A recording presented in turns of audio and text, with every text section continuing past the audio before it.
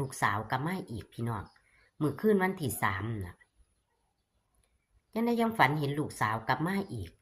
มันเป็นแบบลัทธิที่แอดเคยฝันเห็นหน้าทรายไหมพี่น้องจำได้บ่เคยฝันเห็นหน้าทรายก็ออกอายุหน้าทราย65สุดนั้นเนาะวันนี้เมื่อนั้นฝันเห็นลูกสาวมาแวบหนึ่งพี่น้องฝันเห็นซ้ำนั่นล่ะคืนวันที่2มาหาวันที่3นะคะหลังจากเลขออกแล้วแอดก็เลยเอาอายุลูกสาวของแอดไว้กะ26 ปีย่างเข้า27นะคะพี่น้อง26ย่างเข้า27 ปีเพราะว่ามันเป็นปีใหม่แล้วเขาก็จะเข้า27 ปี